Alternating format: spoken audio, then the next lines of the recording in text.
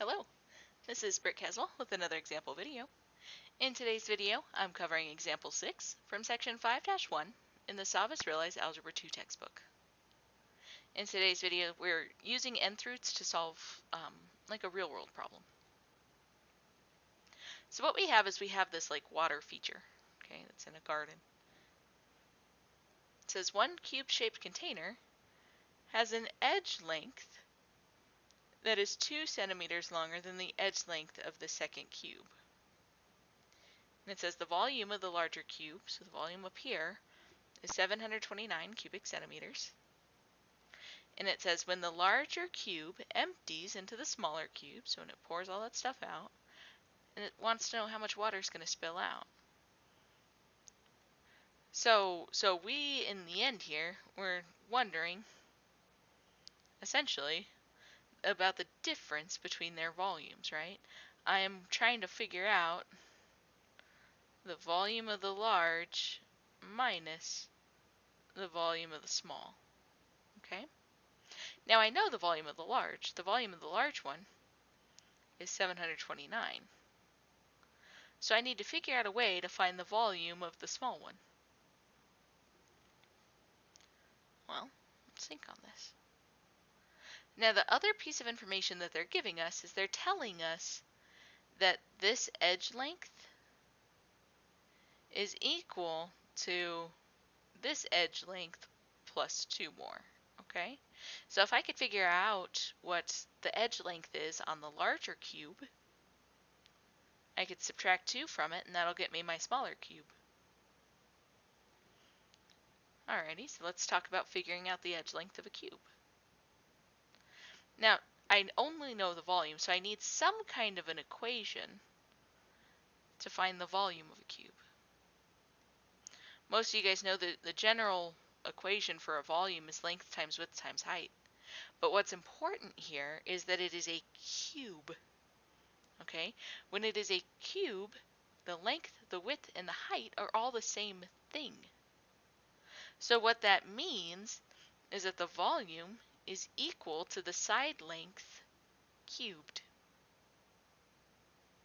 So if I plug in that 729 for my volume, I can figure out what that side length is. All that I need to do is take the cube root of both sides of my equation. Let's see, so good golly, Miss Molly, 729, the cube root. I don't know that off the top of my head. Now if I look at this, I see a 72 and a 9. That tells me that this is divisible by 9. And if I use my calculator, I figure out it's 9 times 81. And I know that 81 is 9 times 9. Now if I wanted to make more work for myself, I could break this up into a bunch of 3's. But I don't really need to because I know I need 3 of a kind, and I have 3 9s on my tails here. So the cube root of 729 is 9. So that means that this length on the side here is 9. Now remember, they said that the side length of the big one is 2 centimeters longer than the little one. So that means that the side length on this little one is 7. So if I want to find the volume of the small cube, okay, let me put an L here so you know I was talking about the large cube here. So if I want to find the volume of the small cube, I'm going to take that 7 and cube it, right? Because that's what we're doing, is we're using the cubing formula. So the volume of the small one is 7 times 7 times 7. I don't know that off the top of my head either. But with the help of a calculator, I got 343. So if I go back to my original problem that I was trying to do, I'm going to take that 343 and plug it in for the volume of the small one. And if I find that difference, I will know how much water spills out. I got 386. Now remember, we live in a polite society. And in polite society, we answer word problems with word solutions. So the volume of water that would spill out of the smaller cube would be 386 centimeters cubed.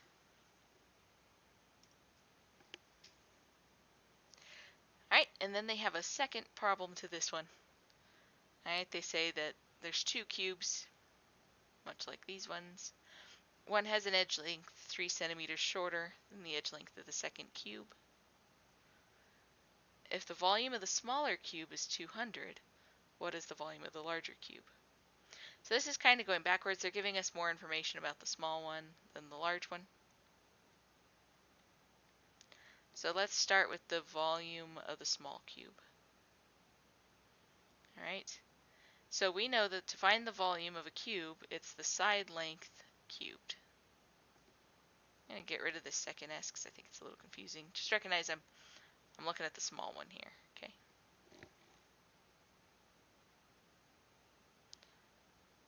So, I know that the volume is 200. And so what I'm going to do is I'm just going to find the side length on the small cube, okay? So to get rid of the cube that's up here, I'm going to take the cube root of both sides. And the cube root of 200, just from experience, I know 200 is 2 times 100. So 2 times 10 times 10. So this isn't going to be a perfectly clean cube root. Okay, it's going to be ugly. So what I'm going to do is I'm just going to find an approximation. Okay, so instead of having equal sign, I'm going to have little squiggly signs there. So instead of finding the exact value, I'm going to be finding ish. Okay, so the cube root of 200 is 5.85. Alright, so now this is for the small cube. So now let's go to the large cube. So for the large cube, we know we're still using volume equals s cubed. But now our s, we need to find that side length. Okay, we're searching for volume. So when I talk about the side length, we're going to come back to our original problem. See how it says that the little cube is 3 centimeters shorter than the larger cube? So I'm going to take this 5.85 and I'm going to add 3 to it, and that'll be my new s. So I'm going to call it 8.85. And if I cube that, that'll get me my volume for my large cube.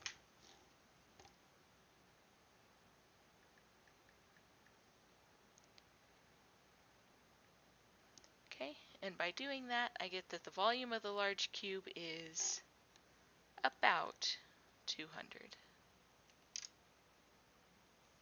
Now there are ways to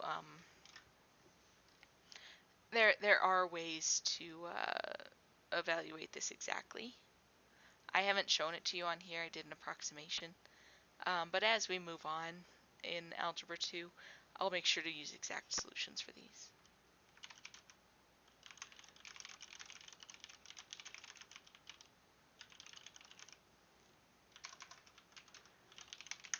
So there we go. Again, when you have a word problem, you always want to answer with the word solution.